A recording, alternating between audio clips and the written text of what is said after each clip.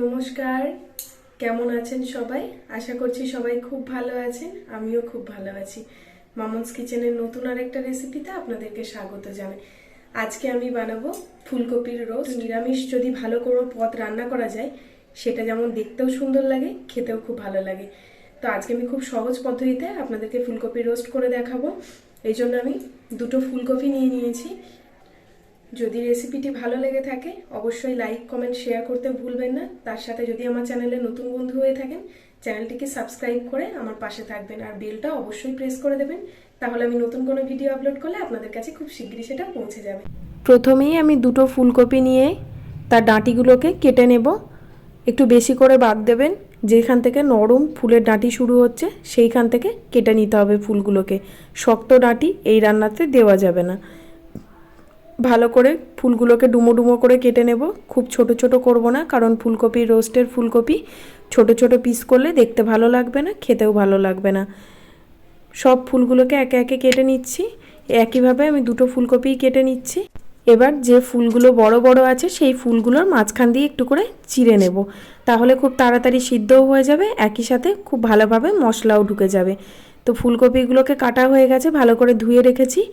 এবার দেখুন, কড়াইয়ের মধ্যে আমি 2 বাটি জল দিয়ে দিলাম। জলটা একটুখানি গরম হয়ে গেলে এর মধ্যে দিয়ে দিচ্ছি বড় চামচের 1 চামচ লবণ। লবণটা দেওয়ার পরে কেটে রাখা ফুলকপিগুলোকে দিয়ে দিলাম। দিয়ে 2 থেকে 3 মিনিট গ্যাসটা জ্বালিয়ে জলটাকে গরম করে নেওয়ার পরে ঢাকা দিয়ে গ্যাসটাকে অফ করে দেবো। জলটা গরম থাকবে। এই গরম জলের মধ্যে ফুলকপিটা বেশ 5-7 মিনিট থাকার পরে ফুলকপির ভেতরে যদি কোনো পোকামাকড়ের নোংরা থেকে থাকে সেটাও চলে যাবে, একই সাথে ফুলকপির কাঁচা গন্ধটাও চলে যাবে। এবার একটা মশলা বানিয়ে নিচ্ছি। আমি এখানে 1/2 কাপ দই নিয়ে নিয়েছি। দইটাকে খুব ভালো করে ফেটিয়ে নিলাম। এবার দিয়ে দিচ্ছি 1/4 চামচ হলুদ গুঁড়ো, 1 চামচ জিরে গুঁড়ো, 1.5 চামচ ধনে গুঁড়ো এবং 1 চামচ কাশ্মীরি লঙ্কার গুঁড়ো। সব কিছু দিয়ে আবারও ভালো করে একটু মিশিয়ে নিলাম।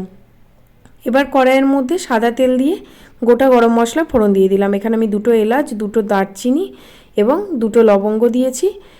একটু নাড়াচাড়া করে নিয়ে 2টো শুকনো লঙ্কা একইভাবে দিয়ে দিলাম আর দিয়ে দিলাম 1/4 চামচ সাজিরে। সব কিছু দিয়ে একটু ভালো করে নাড়াচাড়া করে নিচ্ছি। সাজিরে আর এমনি জিরে কিন্তু আলাদা, আপনারা চেষ্টা করবেন এই রান্নাটাই সাজিরে ইউজ করার, তাহলে গন্ধটা খুব ভালো আসবে। সব কিছু নাড়াচাড়া করে নেওয়ার পর ফুলকপিগুলো দিয়ে দিয়েছি। ফুলকপিগুলো দিয়ে ঢাকা দিয়ে আমি 5-7 মিনিট মতো ভেজে নেব। আর এই রান্নাটাই সাদা তেলই ইউজ করতে হবে। এই রান্নাটা সর্ষের তেলের থেকে সাদা তেলেই সবথেকে ভালো হয়। আপনারা চাইলে এখানে একটু ঘিও দিতে পারেন, আমি ঘিটা শেষে দেবো, এখন দেবো না। এবার ফুলকপিগুলো তুলে রেখে ওই তেলের মধ্যেই আদা কাঁচা লঙ্কা বাটা দিয়ে দিলাম। আমি এখানে 4টি কাঁচা লঙ্কা এবং 1/2 ইঞ্চ সাইজের একটা আদার টুকরোকে বেটে নিয়েছিলাম। তারপরে দিয়ে দিলাম দইয়ের যে বানানো মিশ্রণটা ছিল সেই মিশ্রণটা। সব কিছু দিয়ে আবার একটু নাড়াচাড়া করে দিয়ে দিলাম 4 মগজ এবং কাজু বাদামের পেস্ট। এখানে 7-8টা কাজু বাদাম আর 1 চামচ 4 মগজকে আমি ভালো করে বেটে রেখেছিলাম, সেটা দিয়েও ভালো করে কষিয়ে নিয়ে ফুলকপিগুলো দিয়ে আবারও মিনিট 3-4 মতো কষিয়ে নেব, যতক্ষণ না ফুলকপি থেকে তেলটা ছেড়ে আসে। তেলটা ছেড়ে যাওয়ার পরে মশলার বাটি ধোয়া জল এবং 1/2 কাপ এমনি জল দিয়ে 5 থেকে 7 মিনিটের জন্য ঢাকা দিয়ে রান্না করে নেব।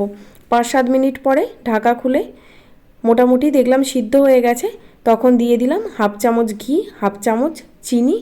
আবারও মিনিট 3-4 মতো একটু রান্না করে নেওয়ার পরে নামানোর আগে দিয়ে দিচ্ছি এখানে 1 চামচ গরম মশলা গুঁড়ো। এখানে আমি শাহি গরম মশলা ইউজ করেছি, আপনারা চাইলে যে কোনো গরম মশলা ইউজ করতে পারেন। আমাদের রান্না পুরোপুরি তৈরি হয়ে গেছে, আমি সার্ভ করে দিচ্ছি। রেসিপিটা কেমন লাগলো অবশ্যই জানাবেন। যদি ভালো লেগে থাকে তাহলে একটা লাইক করতে ভুলবেন না, বেশি বেশি করে শেয়ার করুন আর আমার চ্যানেলটা সাবস্ক্রাইব করে নেবেন। আজকের মতো এই পর্যন্ত।